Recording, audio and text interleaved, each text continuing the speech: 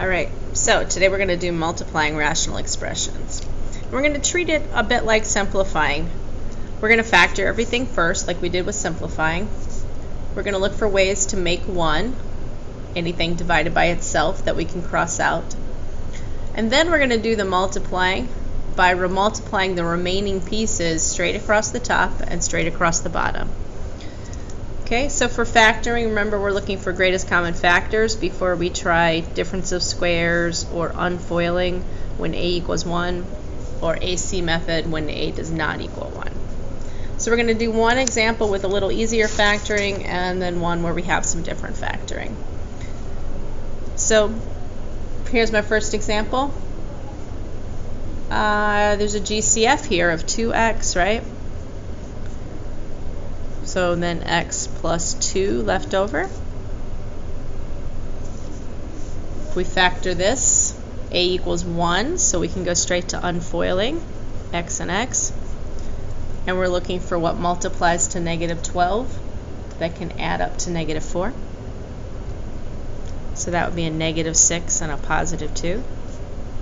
Remember, the sign of the middle number should go on the bigger number.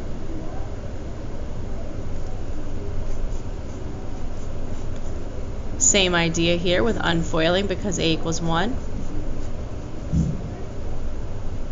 We'll have what multiplies to 18 and adds to negative 9.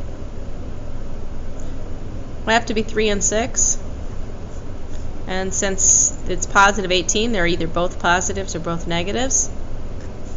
And since the 9 in the center is negative, they need to be both negatives. So now we try to cross off things that divide by themselves that make 1. I'm seeing an x plus 2 and an x minus 6 and a pair of 2's and a pair of x's. Remember, the numbers of the GCF and the letters of the GCF can be divided separately. So when we multiply what's remaining, there's not much work because there's only an x minus 3 remaining. And then all of those are gone, so we would put a 1 to hold the spot. If that 1's on the bottom, though, you don't really need it to hold the spot. You can just not have a fraction. You can just say you have x minus 3 remaining. Okay? And then let's, I guess, do this one. Again, there's a greatest common factor here. Both numbers can divide by 6, and there's x's in both places. So now we have x plus 3. A equals 1, so we can unfoil.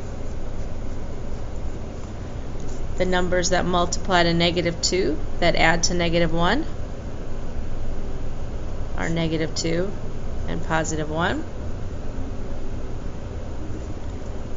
Again, unfoiling because a equals 1.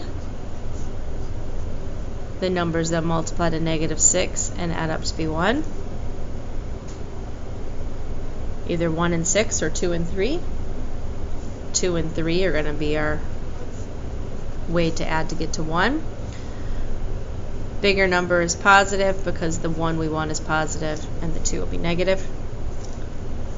And then now we need a time for AC method because that is an A equals 3. So A times C, 3 times negative 2 is negative 6. The numbers need to multiply to negative 6 and add to positive 1. So a 3 and a negative 2 again. But remember, you can't go straight to your parentheses with this one. You have to start by uncombining the middle number. Group it down the middle and take out the two different GCFs. So the front pair has a GCF of 3x, leaving x plus 1 behind. And these can both divide by negative 2, leaving x plus 1 behind. So here we have 3x minus 2, and x plus 1 we write down one time. Okay, so let's see what common factors we have, what numbers divided by themselves. I'm seeing an x plus 1 divided by an x plus 1, and an x minus 2 divided by an x minus 2, and an x plus 3 divided by an x plus 3. So what we have remaining is the 6 times the x in the numerator, gone, gone, gone, and the 3x minus 2 in the denominator. Remember, that's a binomial, so keep it in parentheses so you don't accidentally decide to cross out the x's and divide the 6 and the 3. You either keep the entire 3x minus 2 or get rid of the entire 3x minus 2. So in our case, we keep it because it doesn't have another one to cross it out. All right, try it out and ask questions if you get stuck.